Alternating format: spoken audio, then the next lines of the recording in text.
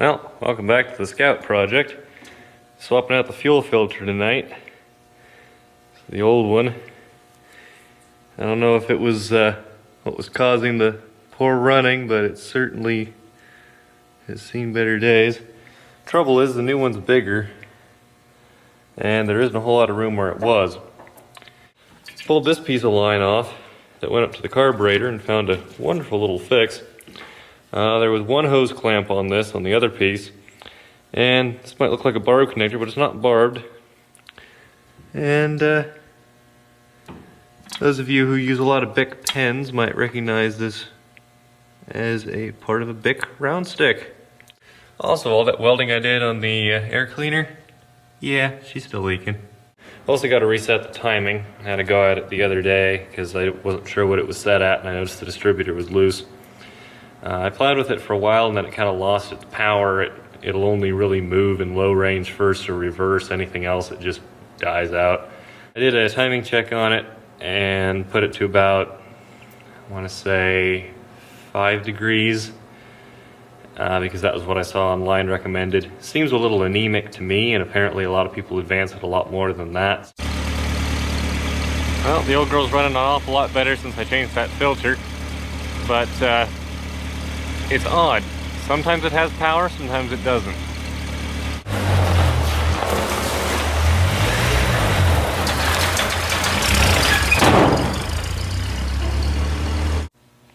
Kind of a cool little thing here. I assume this is intentional. If you compress the piston fully,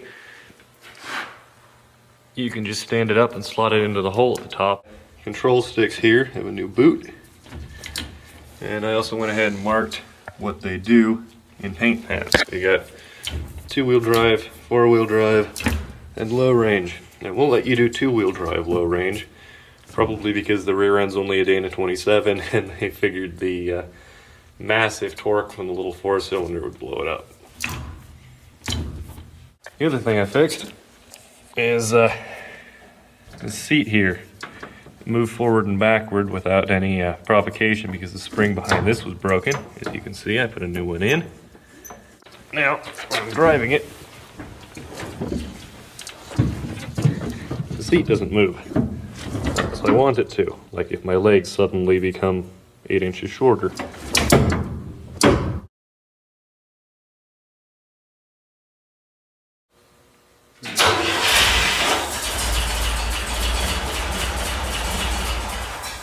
Spray a little bit of carb cleaner in it.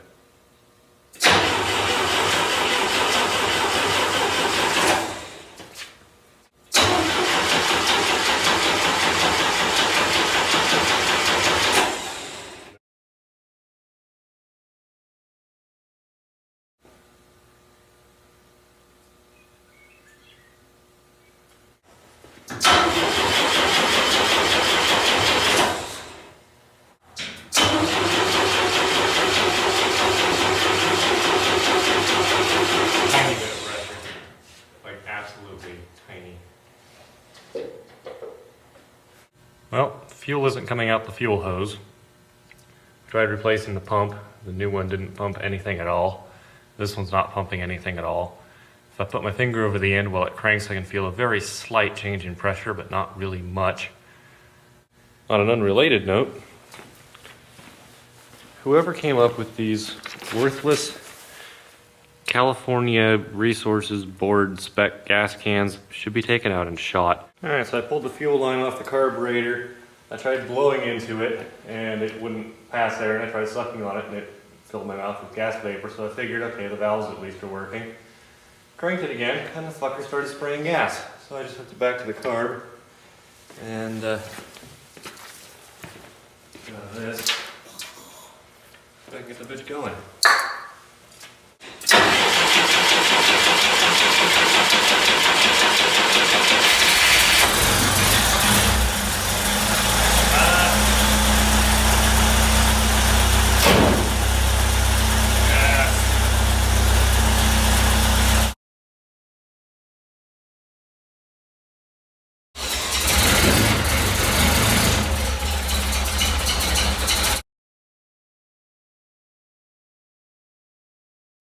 Alright, once more with the timing reset.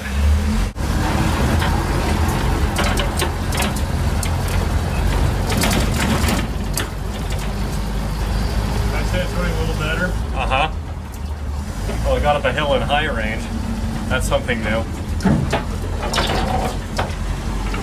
Again.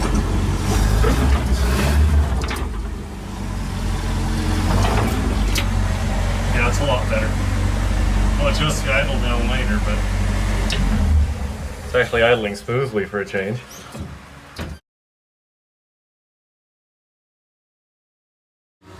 The oil bath air filter still leaks. I've welded it 2 or 3 times, tried to find all the pinholes. Damn thing still leaks. So I've decided to convert it to a paper filter. I took the oil bath element and ran the grinder around it. Separate that off. Drilled out the rivet that held the little bracey thing in. Yeah, looks like it's basically just like Brillo pads, and the oil wicks in and the air goes past and the crap sticks to the oil and the Brillo pads. Anyway, got this all cleaned up. This was as black as that. I just drowned it in carb cleaner and that did the job. So basically this will go back into here like it should, except that we'll throw a paper filter element in there. One of these.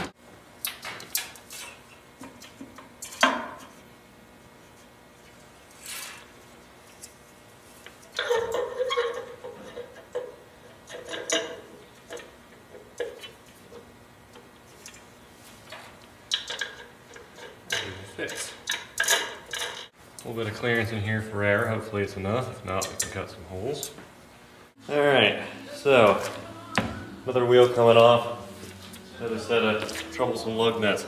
These 4 came off pretty easily, but there's one left on. My dad said he just could not get off. These are left-hand thread, so you do what you normally do to tighten them, to loosen them, and his 12-point socket wasn't doing her. Actually, he cracked his 12-point socket. That probably explains it.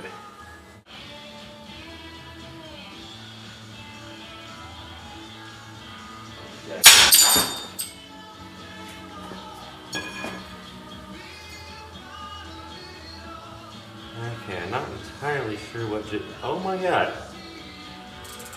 Motherfucker. Okay, the lug nut didn't loosen. My ratchet loosened.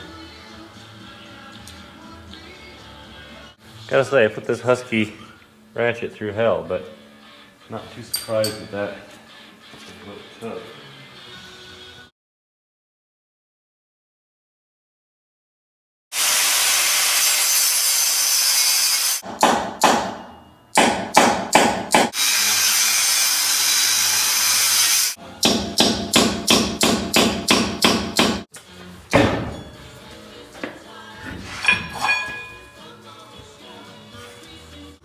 Just to prove to you guys that I'm not shitting you about these left-hand thread nuts.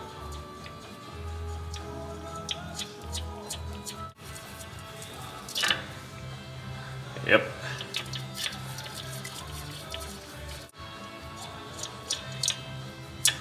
It's the thing that happened.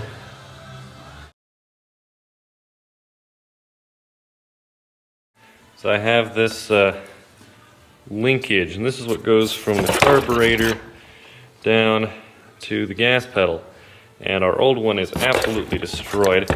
This one's a little more worn out than I like. This pivot down here is really not a great design. You can see how much wear that's got on it. So I'm gonna get the old one out and then look at them side by side and make sure this one actually is better. Maybe do a little custom work on one of them since I got a backup. We're replacing it because we've discovered that the gas pedal can't actually push the carb all the way open, which might have something to do with the power issues we were having with this thing. So yeah, gonna swap that out. You can see this has been through a couple of repair attempts over the years.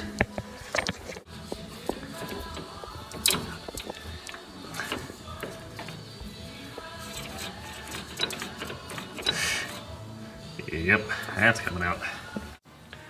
Alright, well, a giant middle finger goes out to the international Cornbinder engineer who decided to just put bolts through the floor to hold the gas linkage pivot on. A little tough to do with one person.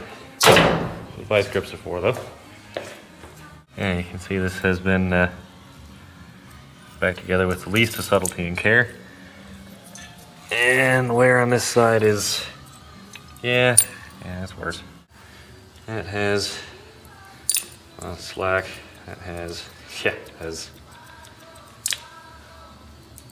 actually they're about on par. I know what you're thinking, you know, it's a 63. It's got its years and it's only got 40,000 miles on it, and don't imagine this one has many more. So it's just not a good design.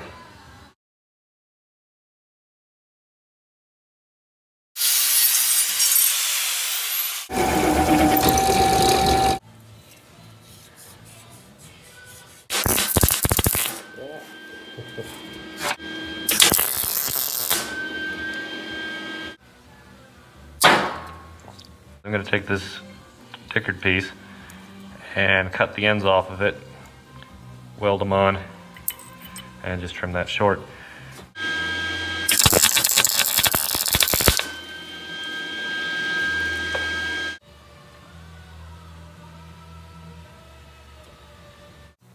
Alright, so I've gone ahead and made this arm here. Obviously I haven't welded it up.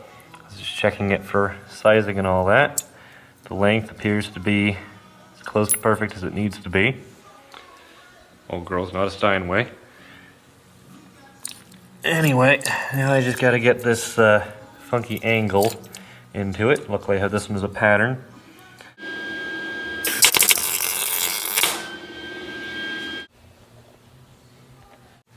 Alright, so putting it all back together, I got the piece that goes up to the carb together. But I was looking at these.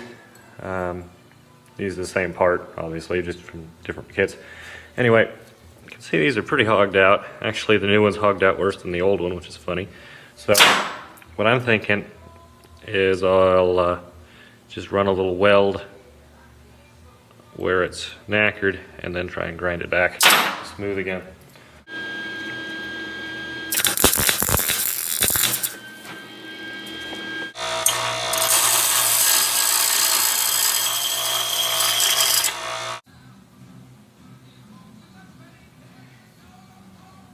Not perfect, but a hell of a lot better than it was. I got the cotter pin back in that. Should be ready to put it back in. Ready to go back in.